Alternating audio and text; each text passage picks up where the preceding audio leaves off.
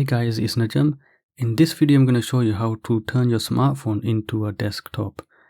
Now this is really cool if you want a desktop experience on your smartphone, and if you get a really cheap Android tablet you can do this also on the Android tablets, and you can add a desktop experience. This is the equivalent of Samsung DeX but for pretty much all the tablets that are running Android. So let's get started. We're going to go ahead and go over to the Google Play Store, which is over here, and we're going to search for an application. This is called Taskbar. I've already installed it. This is basically a taskbar that pops up at the bottom, as you can see down here.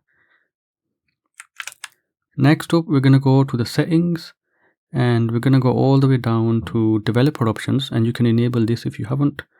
If you go all the way down in the developer options, you'll find enable freeform windows, and this will allow the windows to be in floating mode. Now you might have to restart your smartphone, but you can go ahead and enable that, and then if you go into the taskbar, it should appear as an application, and then we can access the settings over here. So I'm going to go ahead and show you some of the options I use in the taskbar, and this will make it even more like a desktop experience. So if you go to advanced features, you want to enable replace home screen, and by default this taskbar doesn't turn up as a launcher because it isn't. It's just a taskbar at the bottom, and you can have a different launcher running with the taskbar also as well. But if you enable this, you can go into the settings, go down to applications, default applications, and if you go into the home app, you can actually choose the taskbar as a home launcher now. And if you go into the home screen, you'll have an empty home screen, and if you hold the button down, you can add the icons. So I can go ahead and add an icon to the desktop. I can add an application here. Let's go ahead and add Firefox, and so now I've got an icon on the desktop. I can move it about. I can go ahead and move the icon. I'll move it right over there, and I can press tick, and you've basically got a desktop icon.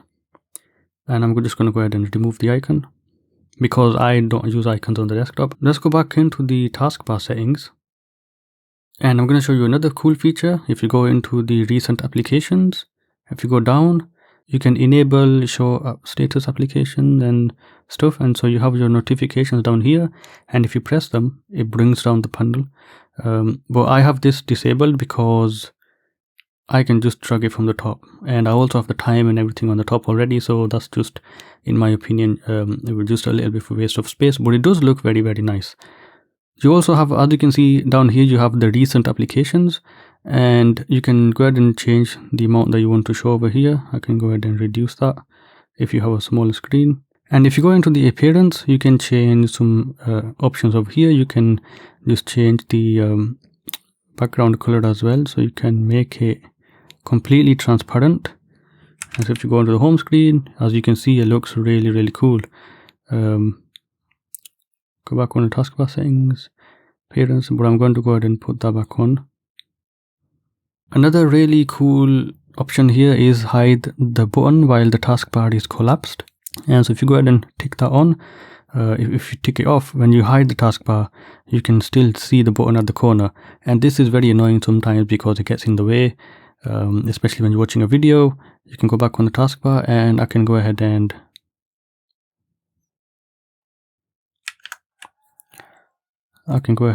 enable that, and then when you hide the taskbar, it's completely gone from the screen.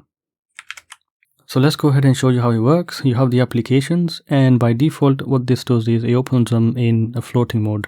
So you can go ahead and press the Firefox, and it will come up as a floating window.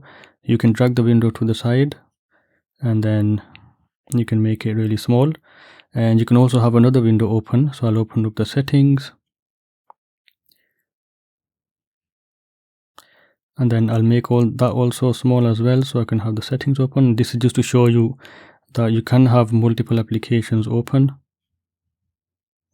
Oh sorry, the settings makes the taskbar disappear. You can go ahead and open up another application, and we can resize that, and then you can have another application on top of that. Let's go ahead and open up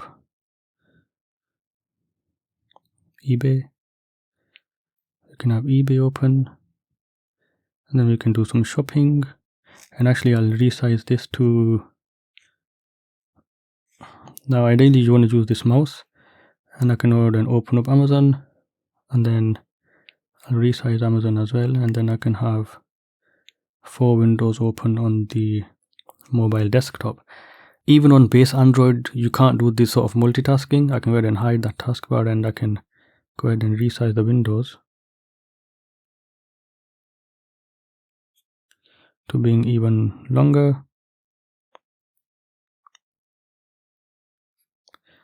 And the taskbar is still at the corner over there, so I can access that when I need, and I can just expand this as well.